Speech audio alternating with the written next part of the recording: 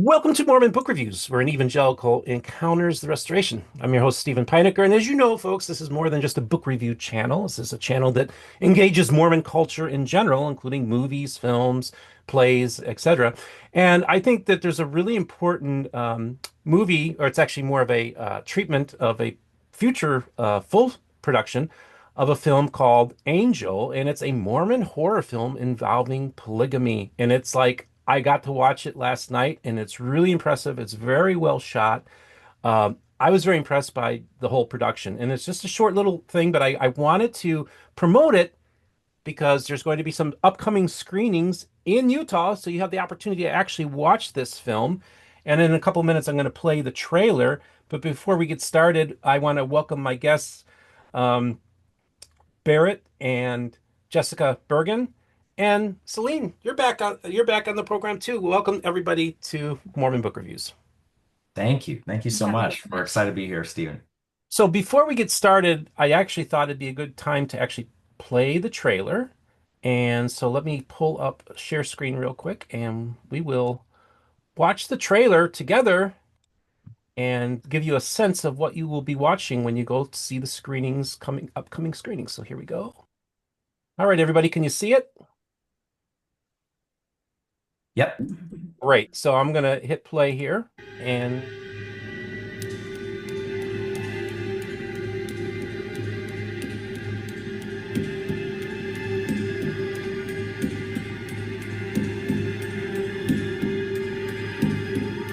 Know ye the principle of celestial marriage?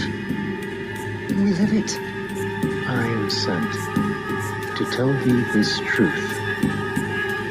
If ye fulfill not this oath, a curse shall fall upon thee. Ye shall surely die.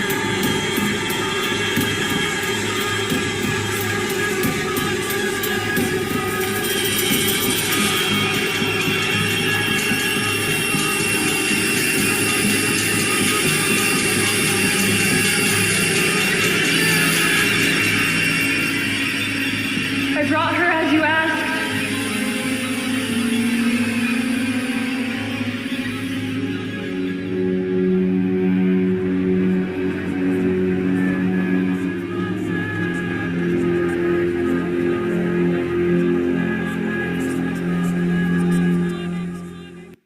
ooh, I'll tell you, that gives me chills just watching that trailer. It's a lot of imagery in there, folks.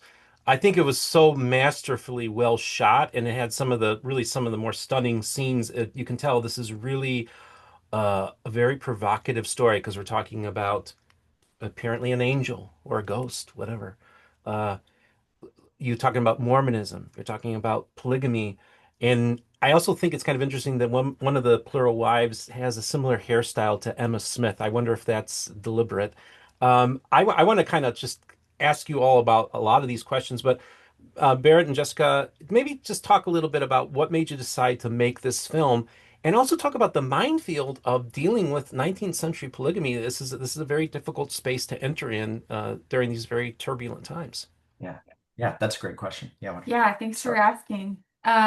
I think that for both of us, we're really interested in storytelling that pulls from some of our background and experience, and we feel like our history and our theology is just rich with ideas, right for storytelling. And so we wanted to, launching into our film careers, which are still quite young, we wanted to find stories that we could tell in Utah, which is where our film community is. And we felt like doing something in southern Utah, taking advantage of the Red Rock scenery, and using some very interesting theological, mystical horror elements, aesthetically, would be really fun to play with. So the concept for this actually started as a feature film, and I'll let Barrett speak to that because that came from his mind, and some friends who helped come up with the story and engaged in writing the feature, which we have written. We have a feature script in development. And then After talking to some industry experts, we realized that it would be valuable to create a proof of concept, which is what the short film is. So it's set in the same time period, very similar setting, similar thematically. It's a different story with different characters, but it gives us a taste of what the feature version of the film will be like. And so Barrett and I discussed the short film. It had already had a couple of versions of being written as a script, and Barrett and I are married partners, and so we discuss things creatively a lot. And we just realized after talking through some story details and things, Barrett said, "Well, I want you to direct this with me." And so I made a couple story changes, and we ended up where we are with The Angel as a produced piece. And Celene was our fearless producer who helped bring everything together for the project. So there's kind of an overview, but I'll let Barrett talk more about the story development. Well, I mean, going back to your question, Steve, in terms of like where the idea comes from, I've been I've been a very passionate and vocal proponent of Latter-day Saint cinema for a long time, and what it can be and what it what its potential is. And that's not to say that the work that's been done isn't excellent, but I think in more recent years we're seeing more work being developed that's kind of tapping into what I've always thought is readily available, which is um, utilizing the uniqueness of sort of the umbrella Mormon identity and history and theology as what screenwriter Terry Rossio calls a strange attractor.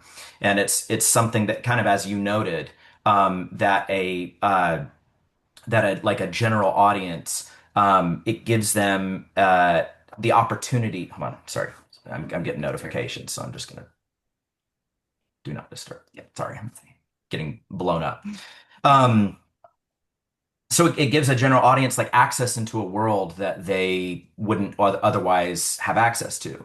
And that is always interesting. It's not that like Mormonism as a, as a history and a culture and a theology is the only strange attractor, but we so rarely see it depicted accurately, and it's always with a sense of mystery and peculiarity. And then when we as Latter-day Saints do it, there's always a kind of a tendency to want to proselytize and to share how normal and kind of accessible we are, and that that comes with some costs. I think I don't know that it's always fully accurate. And it's certainly not necessarily why people are interested in learning more about sort of the mysterious peculiarity of the identity. And then on the flip side, what often happens is in art in sort of the ex-Mormon or post-Mormon space, I'm of the opinion that they sort of bring that didacticism with them,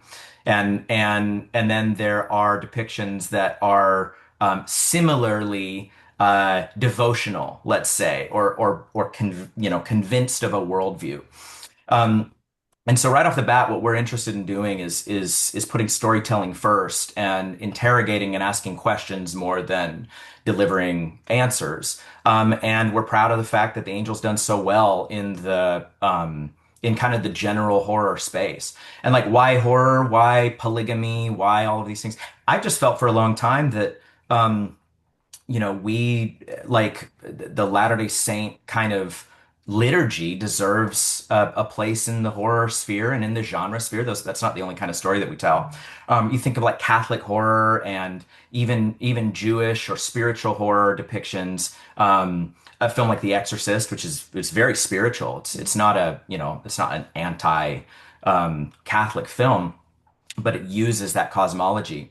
Puritanical. It's not puritanical, I'm and saying that's another example of like oh, religious puritanical horror. Yeah, absolutely. I Hmm. mean, The Witch is yeah, the New England folk horror. There's a huge source of inspiration for us when people are like, when people are like, oh, it's Mormon, but The Witch. It's like, that's right. That's what all art is it's an iteration on, and how else would it be if it's going to be a pioneer horror film? And so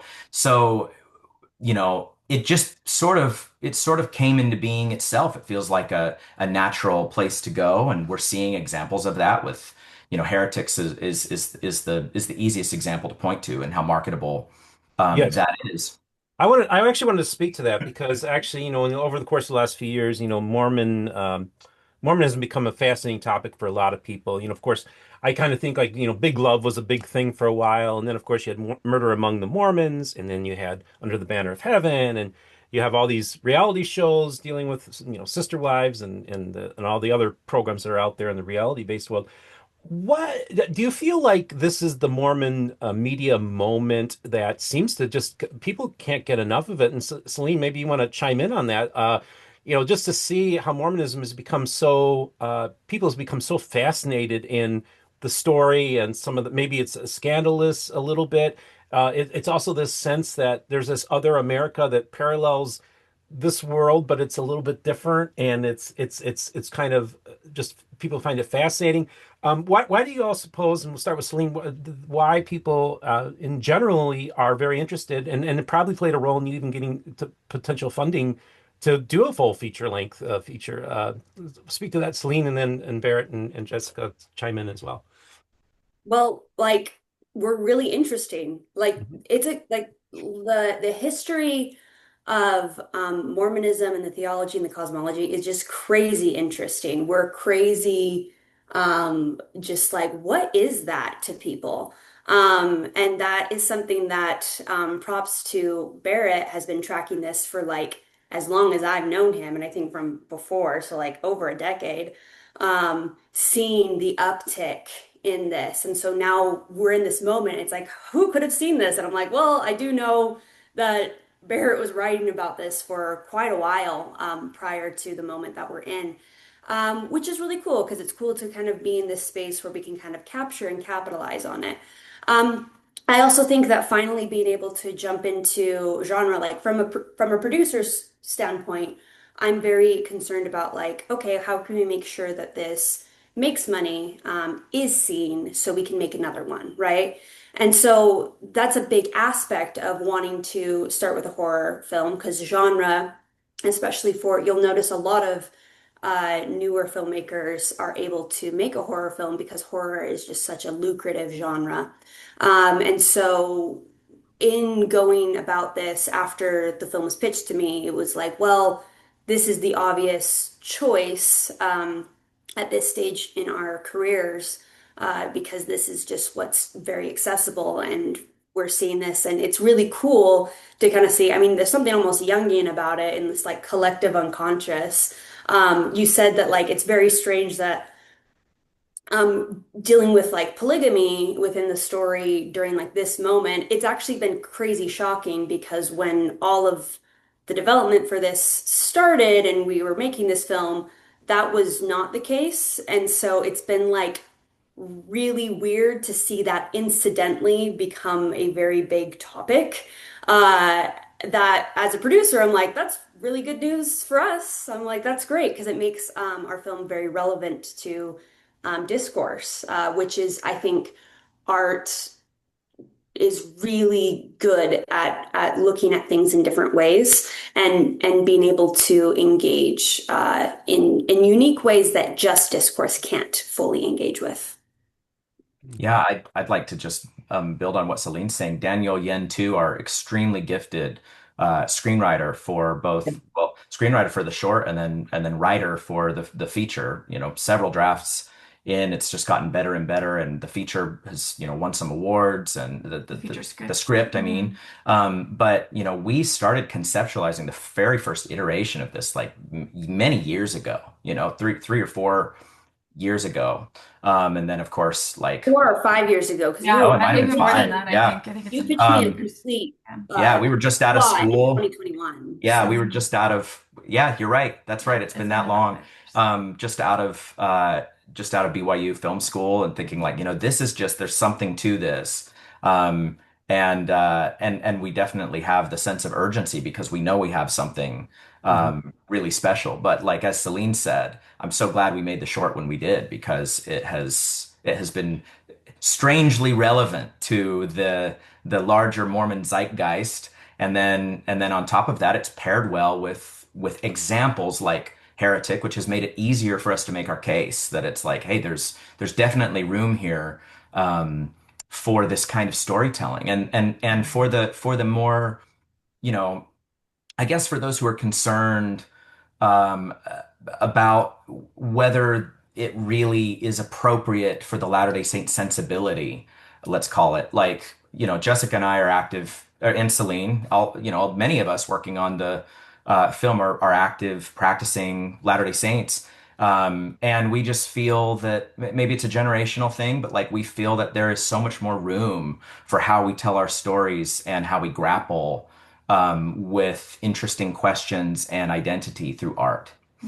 I love it. And I've actually had I've had a few directors and movie producers on my program. I actually had one a couple years ago who actually is doing a horror film as well. And I've had this conversation before about how, interestingly enough, that our horror is really informed by a Christian worldview. The idea of zombies actually comes from vampires, and vampires come from this idea of like kind of being an antichrist resurrection, including blood, the use of blood, holy water, all these relics. So it really informs, and like The Exorcist is a Christian film. Oh yeah. And then even the most highest grossing rated R movie for a long time in America was The Passion of the Christ, which included very gory imagery, which you find in horror films as well. So I always tell people, it's like, Christians who shy away from horror movies, I'm like, it's actually a very Christian world. Even Stephen King's writings, has an idea that there is something bigger, that there's good versus evil. There's this constant warring going on between these spiritual forces. So horror films really are very much informed by a Christian worldview in the West, especially. Mhm.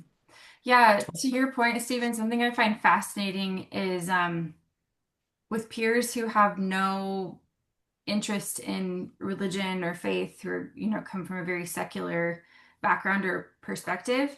I find it really fascinating that when it comes to the concept of evil, or the devil, or something being wicked, that resonates with people, which I find fascinating, because if there's something evil, then to me that suggests there has to be a higher power that's also good by definition. And so, yeah, I find the horror genre to be a very interesting place where we have the opportunity to both um, sort of demonstrate to people who are religious or come from a faith background, like, hey, there's a very strong place for storytelling that's deeply grounded in your beliefs and worldview, that you can explore with horror. But then also for someone who's coming from a very secular perspective, like, hey, let's have a conversation about good and evil and maybe what you believe about that, and about influences, and right versus wrong, and morality. So yeah, I find that very interesting. It's funny you say that because one of my very best friends, since early high school is a very self-proclaimed atheist. Very, not just like, oh, I don't know, but like for the longest time he was like, no, I'm firmly in the atheist camp.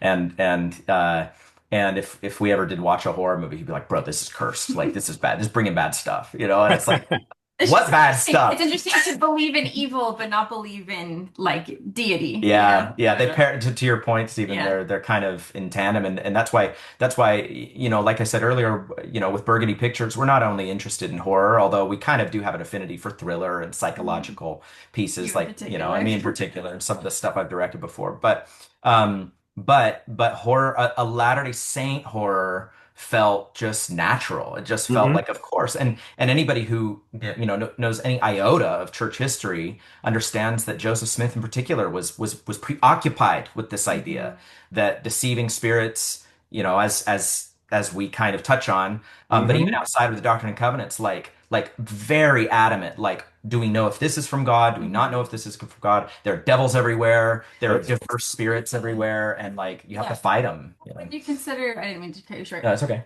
When you consider who Joseph Smith was, I think that makes a lot of sense, because he was, professing to be sharing messages from God. And so obviously that's something that was very much on everyone's minds, Yeah. particularly in early church history, is like discerning information and discerning spirits, Well, the and first moving through truth and the source of it. Yeah. Yeah, the first miracle of the church was casting out a devil of Newell Knight, I think it was. And then there's this other story of this guy that, apparently gets possessed and his eyes turn into like ovals and he's like There's some coming out. He crazy has little stories. claws and like Yep. whatever you make of that. Yeah, Yeah, Harvey Harvey Whitlock, Whitlock. that's right. Like, then and actually to that point, we were extremely um committed to the historicity in both the short and especially the feature in that like we're not interested there's just such a casualness to historicity in film generally but also it would seem in some Mormon depictions and and taking a page out of the book of Robert Eggers, the acclaimed filmmaker who did The Witch and the Northman and the Lighthouse, and how much attention to detail we wanted to. We weren't interested in depicting the Latter-day Saint 2025 mindset. We were interested in jumping into the dread and the existentialism and the hopes and the fears and the beliefs of a 19th century Mormon. And Yeah, we wanted it to live in the time period and be careful to not have a projection of presentism where like we're trying yeah, to use a modern context to kind of place these characters into a modern society. We yeah. wanted to engage with them on their terms in the time period and place that they lived in. That's right. And kind of to that point, we've gotten a lot of attention and gratefully some acclaim from having done that. A lot of historians have noted like, oh wow, there's a lot here going on that's like kind of at most costly signaling and at least trying to be accurate to the time. Although we have been criticized on the costumes multiple times. Apparently, we were off by like 20 years or 30 years or something.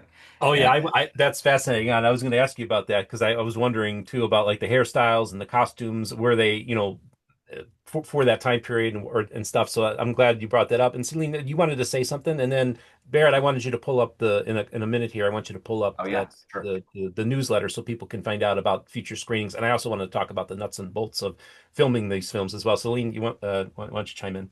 I just wanted to add in also with in terms of horror and religious horror, what I think is really interesting though too is to see this evolution in a more secular society. We also do have more secularized horror like Talk to Me, which is a really excellent film and that deals with possession. And what's so fascinating about that is because it's so devoid of like a religious context, there's like to there's nothing to counteract it. There's no way to fight it. It creates this like kind of existential dread. And it's very interesting. I have some friends I've pointed out this evolution of like Exorcist, Conjuring, Talk to Me sort of movement of possession films and what that means for the greater context. And it's really, really cool to see in art how it plays out with like kind of public perceptions with religion as well. And so it's a very interesting tension that I think is very expansive and deserves a lot of attention and credibility. I don't know. It's just like it's a horror film, but it's like no, it's like there's so much sophisticated things going on. And then also, yeah, I think that the costumes and the hairstyling and whatever, like we were more concerned about that evoking something. We are more concerned about like the folklore and the theology. I mean, we have a shot of a study in Scarlet, and that wasn't at that time either. And for a Oh, while, we kind of were playing with setting it in a specific moment in time because so much of the film is a lot more fable-like. And so it kind of is, and especially in the isolated context, it's somewhat suspended in time. And so there was a time frame where we're like, do we say 1880, 70s, 1881? Just not mention the year, but we didn't want it to be confused with like fundamentalism. So we're like, we want to do like pre-manifesto so that way it's not confusing. And then if it's the 1880s, well, then that evokes Edmunds Tucker Act, so we need to bring it down. And then we have the anti-polygamy standard that does give a year. So we're like, okay, well, and so we were going back and forth about suspending it in time or not. And we ended up selecting the year for that continuity. But really, that it's about that time frame and about encompassing a lot of things at once. And that's the thing that art does when it's an adaptation of history, right?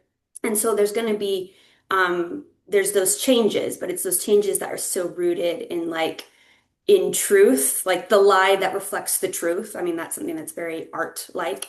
Um, and so that I just think was like it was an interesting thing to kind of try to navigate as we were suspending it in time.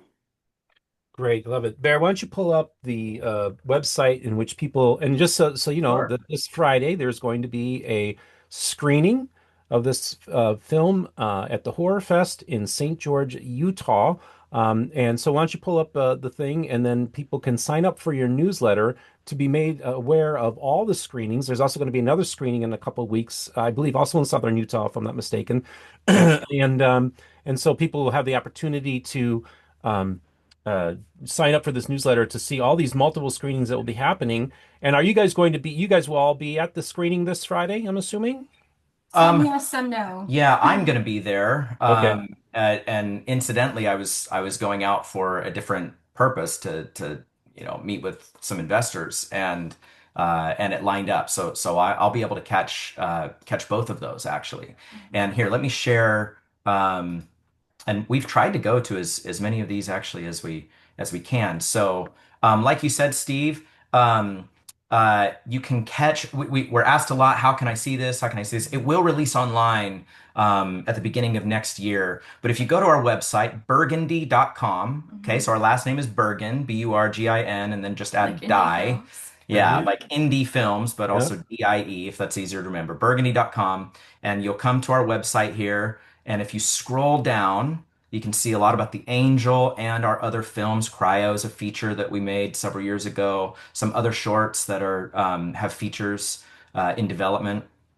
There's us. But if you scroll down to our newsletter and you sign up every month, and we haven't actually released our latest newsletter yet, but every month and you can go back and look at the other ones, but we put out a list where you can catch all the screenings. There's many, many in September and October, particularly probably because it's Halloween season.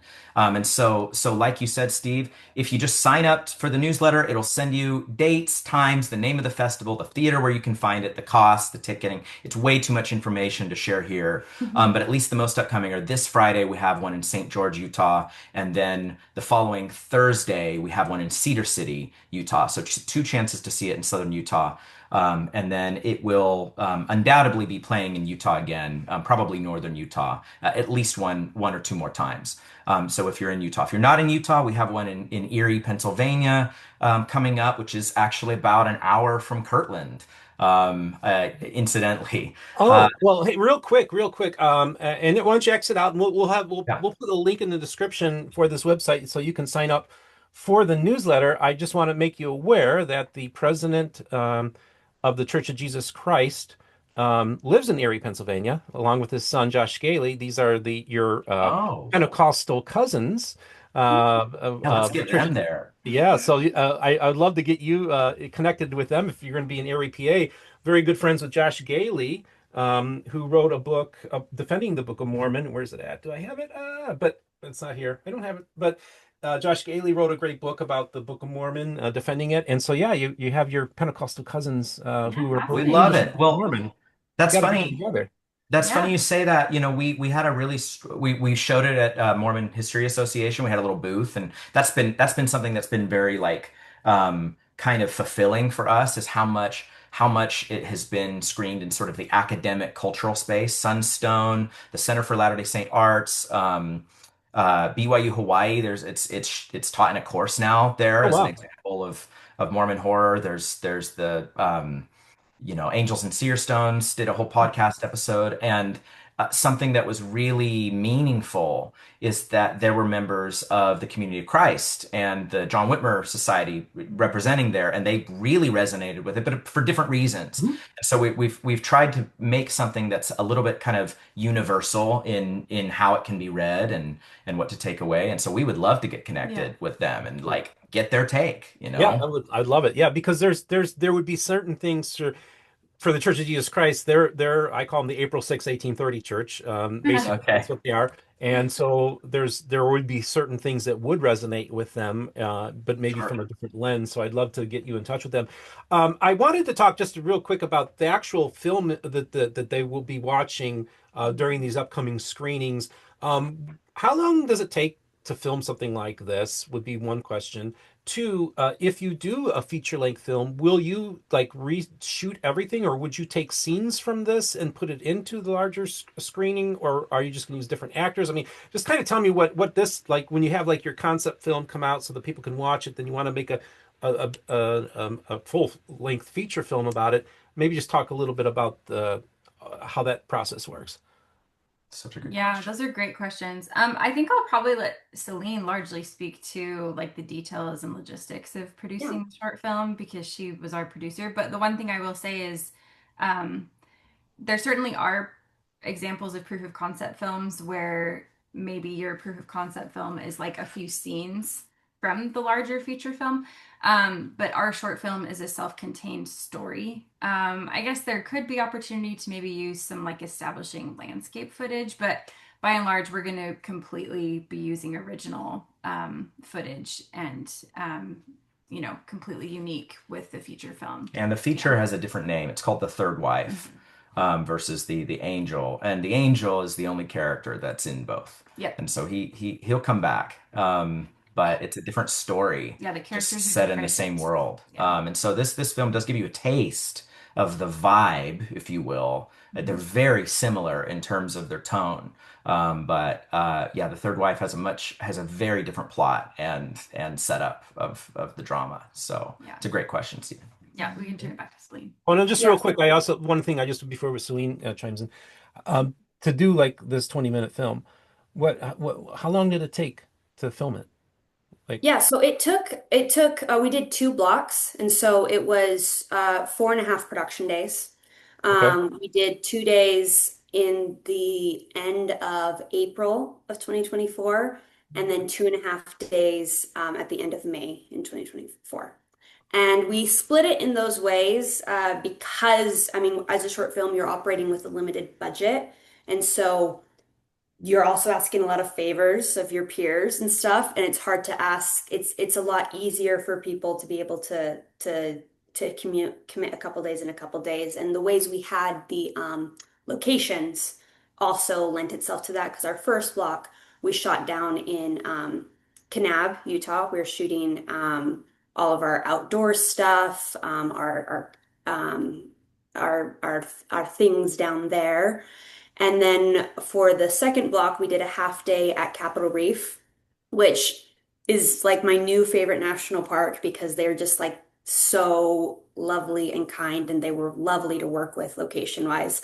Sometimes like national parks can be just like crazy, like just logistically, all of the permitting you have to do gets quite intensive and takes a long time. Uh, Capitol Reef was really willing to work with us and made the process very easy, and I really appreciated them. So we did about half day there, and then we shot for 2 days up in Provo. And that was great for me as a producer to end with because I was like, oh, we're just all local. I'm not housing anyone. If we're missing a piece, we can just go get it rather than be like, well, we got to make do without it.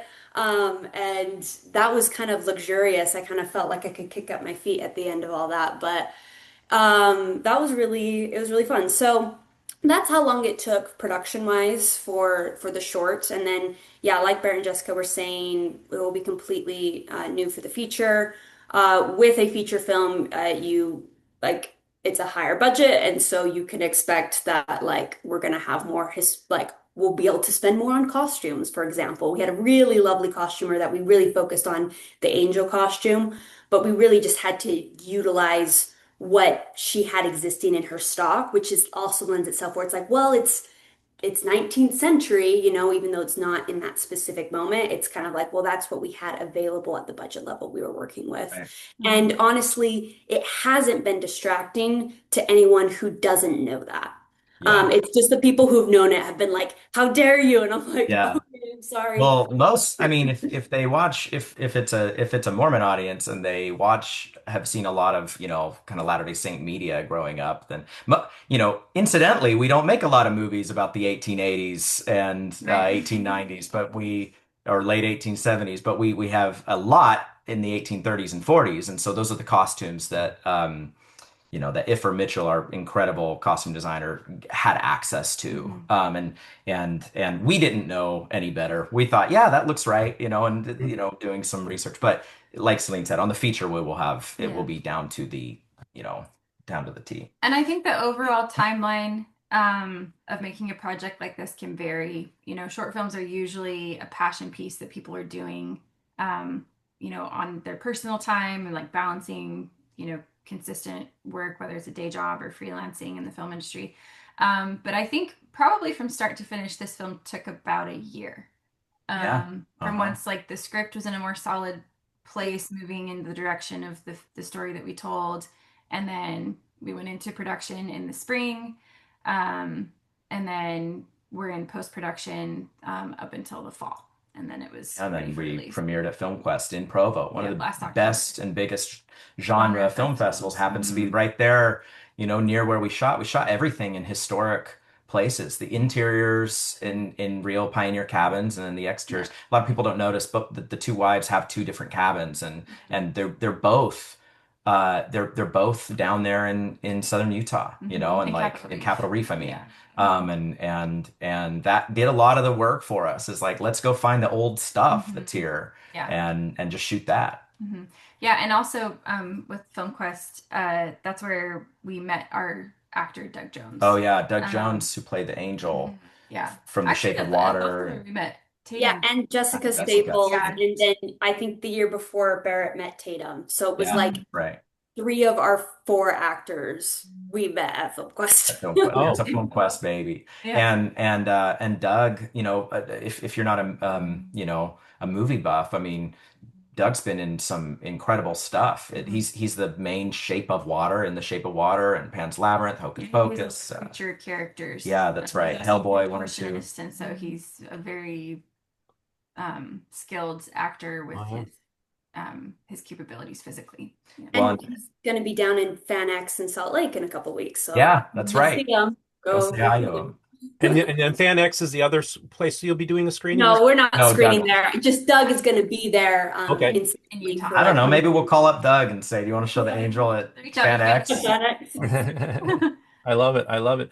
Well, I want to, so this, if when you guys do like the full production, is this going to be a rated R movie? Probably. Probably. Yep.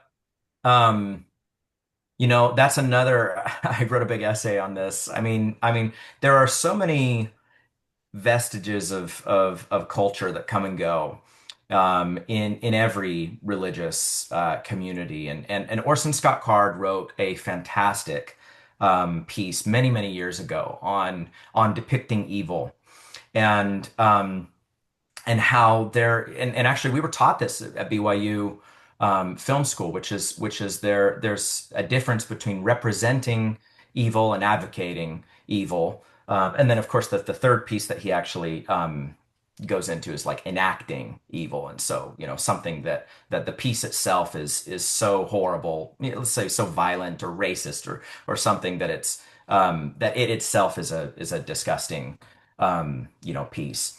Um, but representation versus advocacy from a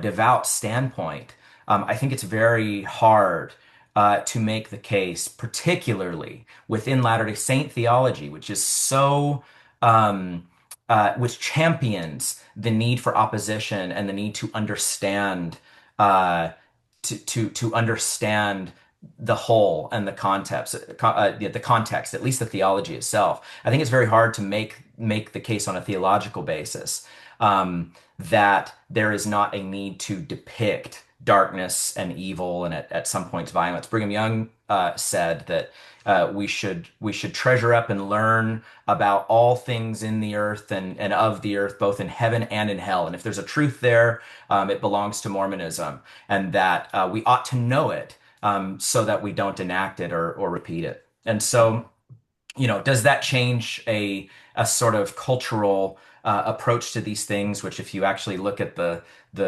source for where it comes from, is isolated and specific and to a particular group? Probably not. But also, I think among young Latter-day Saints, and particularly among young people, there is a hunger and a thirst for storytelling and for how we talk about history and theology that is more authentic, more honest, and less presentational, less afraid of sort of the let's call them the plastics of how we talk about things, and more maybe more focused on the substance rather than the presentation. So I don't know. That would be my answer to if it ends up rated R or rated PG-13. Concerning oneself about the rating, so long as you're square with God, is not a good measure for quality of content. I love it. And I think I just would like to add to that with saying for Barrett and I both, but we feel like there's a very big difference between appropriateness, just generally speaking, Yeah. and something that's age appropriate or inappropriate. And so, whether it's PG-13 or rated R, as Barrett said, I think is a bit incidental to us because it's not intended for a young audience. I would actually hope, based on what our story is, that it's not PG-13 because I don't know that most adolescents or teenagers would process that without some like guidance, unless they're like particularly intellectual, or kind of have the stomach for certain things. And I think something else that I feel strongly is that life itself is pretty R-rated. Um, and I think that Bear mentioned earlier some of it may be a generational perspective. I think for us as millennials, by and large, we're kind of over things being swept under the rug, or we don't speak about that. We're a little bit more bold about, no, let's engage with it. Let's talk about it.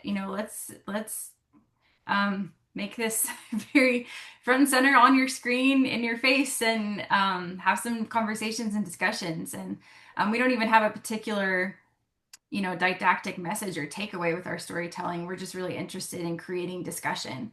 And as Celene said, inviting discourse amongst viewers. Yeah, and Celine, I want you to chime in real quick, but it reminds me, for the last couple of years, I've been engaging the local Mormon missionaries. So every time there's a new pair or a new one, we break them in by me taking them out for dinner or they come into the studio. But it was so fascinating just talking to this younger generation. They know they've watched the South Park episode about the Mormonism. Book of Mormon play. They know who John DeLint is. They've watched the Godmakers cartoon or the Godmakers series. In other words, they're already exposed to all this stuff anyhow. And like you said, reality is rated R. That's very true. And I also think what this generation wants too is authenticity. They want the things to. They don't want to sweep things under the rug. They really want the truth and they want transparency. And I think we're seeing a fundamental shift happening in the church as a result. Celine, you want to speak to any of this? Yeah, I'm really, really glad that Barrett and Jessica covered what they did and covered that philosophy from a Latter-day Saint perspective. I also think, like, as a producer, when we first went into making The Angel from the get-go, we were making it for a general audience that had nothing to do with Mormonism, and we weren't even sure if members of the church would receive it well or like it in any regard. And we have been like kind of surprised and happy that members have liked it. And very interestingly, ex-members have also liked it. I remember at Sunstone, like one of the Q&A guys was like, I am an ex-Mormon Satanist and I love this film. And I'm like, okay, this film is for everyone. And we've had a lot of really good reception. I mean, when we were getting Not that we feedback. were trying to access that No, audience, I mean, but that was interesting. The point of it was it's accessible because it's accessible to anyone. That was something that Barrett and Jessica took very seriously in the edit when we were doing some pre-screenings, getting feedback and notes from people who had nothing to do with Mormonism, weren't like had right. no connection whatsoever, and working on the edit until it worked for that audience. And so for me, as a producer looking at the film with like the rating, like what I care about is like what is going to make this film do well. When I look at the comps of the piece, when I look at the financials of it, most likely we need it to be rated R as a necessity of the genre and a necessity of the market. Like the And Passion Book. so, regardless of how Latter-day Saints are able to handle or not handle that, like I really hope that that our community does watch it and engages us with it and it likes it. But that is not our intended audience, and so if they don't want to, that's okay. We have to prioritize the general audience and the financials of the market and the story that we want to tell, which I do think is one worth telling and worth engaging with, and probably worth engaging with on an R-rated level. And we to Celine's point, we've had some pushback from Latter-day Saints and ex-members who Yes, that's are true. who are certain no one would understand this and it's dumb because it's appealing. And it's like, you're not our audience. Our audience is a horror audience.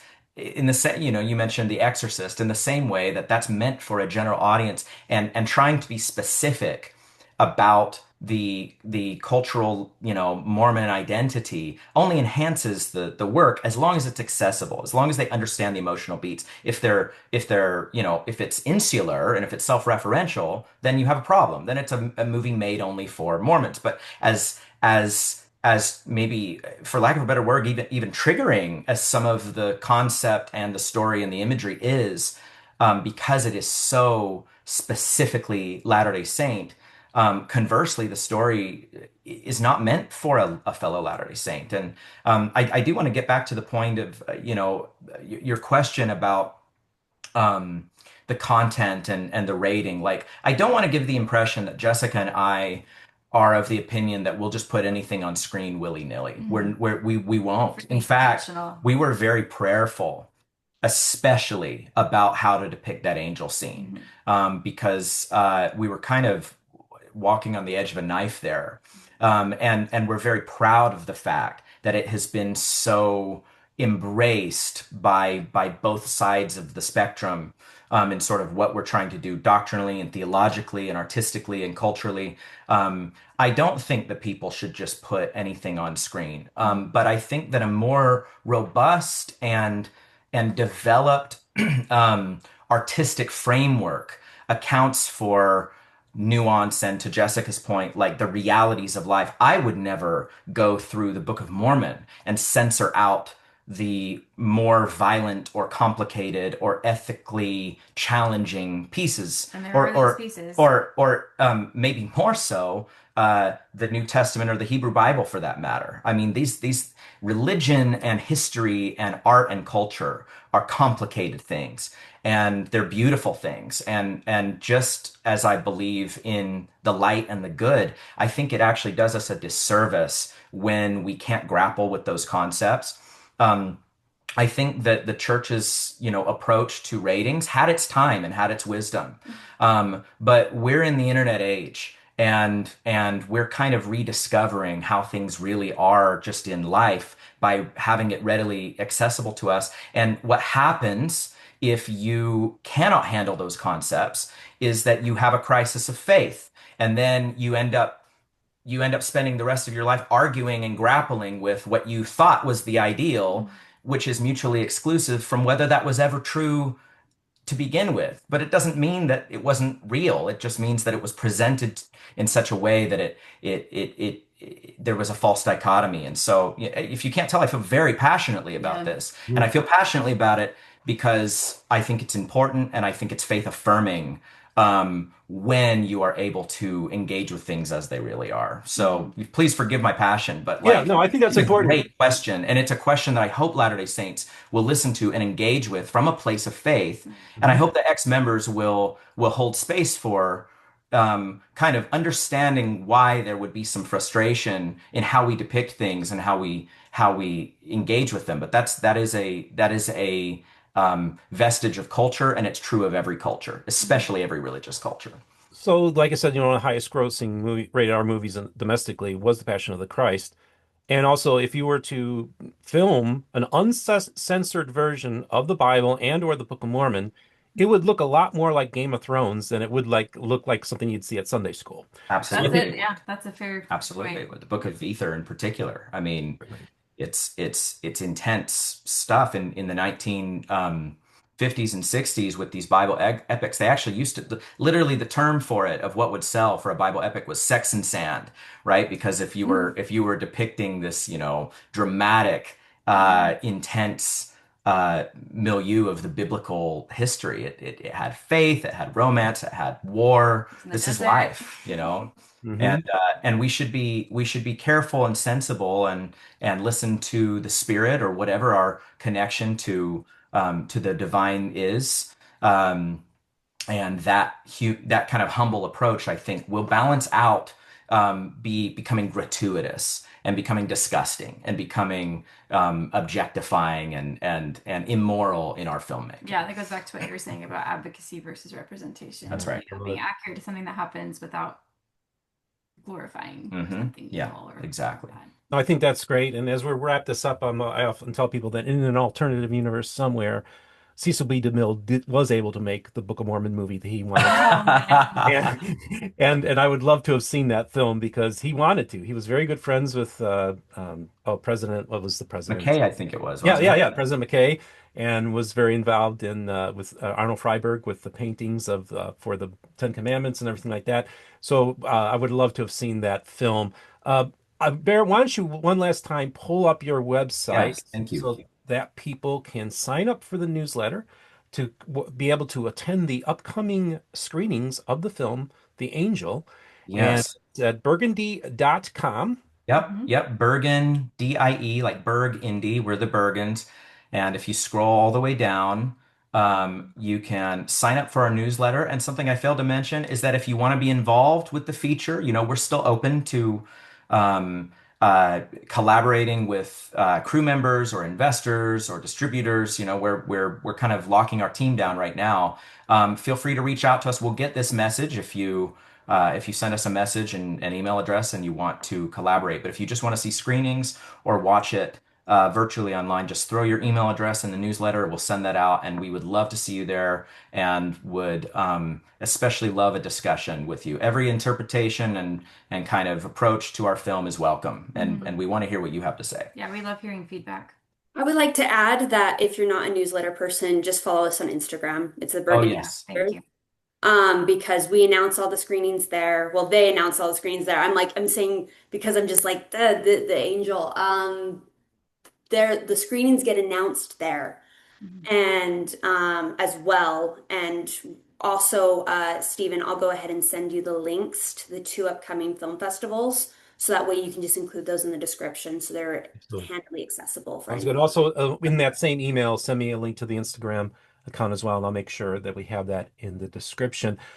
Well, this was a great conversation. Now, a couple years ago, actually, along with a couple other collaborators, hosted a screening for the Return of Elder Pingree film that was at Broovies, and it was a packed house, not an empty seat in there. And we did a Q&A with the director afterwards with Elder Pingree, and that was great. And I just want to offer maybe the potentiality of doing a screening, and maybe I could fly Would out love. there and do a Q&A afterwards. I think it would be great. So keep that in mind. We Oh, packed the theater a couple years ago, and this is a much bigger platform now than then. So I think it would be great if I could be of any assistance to really help push Mormon culture and not push it, but explore it.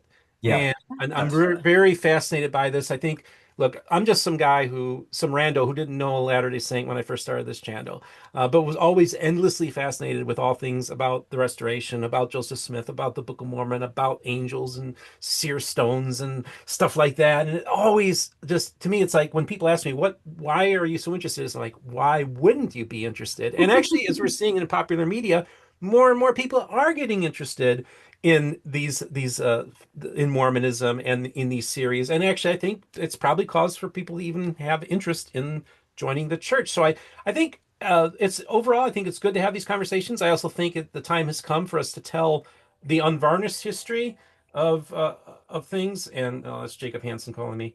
Either way, I hope you all. First of all, I want everybody get out to those screenings. They're upcoming this Friday in St. George, Utah.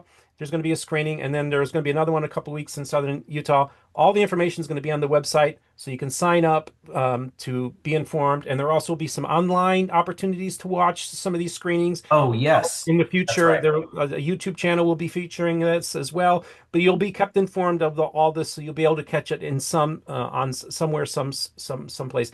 Before I say my goodbyes, any final words anybody want to say? I just appreciate Celine noted that it's almost better than the newsletter at Burgundy Pictures on Instagram. That's constantly has all the information. It's easy to find in pictures. No, We post there pretty we frequently. post there frequently in both stories and posts. Thank you, Stephen, for doing this. We really appreciate what you do and being so kind of middle of the road and hearing a bunch of different perspectives and thoughts. I really appreciate your closing comments there. And forgot to mention one of the most kind of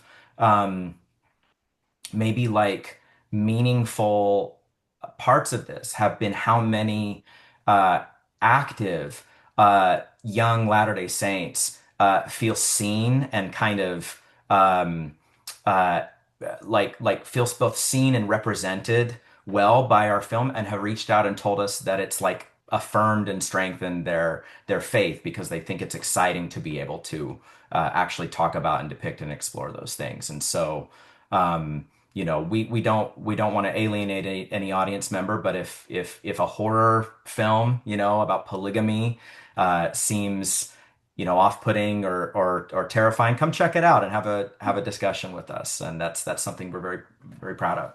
Yeah. Love it. Celine, any final words on your part? Or Jessica? I'll just add that like we have a lot of other films in the works as well. And if horror is not your speed, there's a comedy called Java Jive that might be of interest to you. James Goldberg did a really beautiful, really nice review of it with Wayfair. And yeah, there's a lot of things in the works. So let's hope to see you around. We can send you a link to Java Jive, Stephen, if you want it. That's just out in It's the line. 180 degrees It's different. 180 degrees. Sounds Some great. Yeah. called it our edgier film, so you can make of that what you will. Okay, I'd love it. Yeah, send me a link to that. I'd love to check it out. And so, Barrett, Jessica, Celine, I want to thank all of you for coming on. Jessica, did you have any final words you wanted to share too? Just thank you. Yeah, I think I'll just echo what these guys have shared. And yeah, we definitely appreciate the opportunity to be able to share our work and meet with, anyone who's willing to engage with what we're doing and take an interest in it. So we appreciate you. Awesome. Love it, folks. So, folks, we're going to have links in the description to everything that we talked about today. And this will be released on Thursday, the 18th, if all goes according to plan. And on the 19th, Friday, will be the screening that you'd be able to attend in St. George. So make sure if you go there, go to Barrett and say, Barrett, I'm here because I saw you on Mormon Book Reviews. That'd be great. And also, I'd like to get people to leave comments. Like, what are your thoughts on Christian horror movies? Is this an appropriate space for believers to occupy? I personally think absolutely. But there's a taboo about horror films in many religious households. But the reality is that I think it does, when we're dealing with evil, we can't sweep it under the rug. We have to deal with it head on. And I think that's what the horror genre does very well and can be a very important tool as we are having these important conversations about good and evil. And also, we live in a world in which a person was killed a week ago today. That was a true horror film that we all witnessed as well. So life in reality is rated R, and I think we need to accept that. But also remember that by having these experiences here in this existence, I hopefully will help us be able to build up Zion. Folks, I really appreciate you. Links in the description for those of you who'd like to financially support us. It's greatly appreciated for those of you who are donors. And remember, the most important thing is this: all the voices of the restoration will be heard here on Mormon Book Reviews.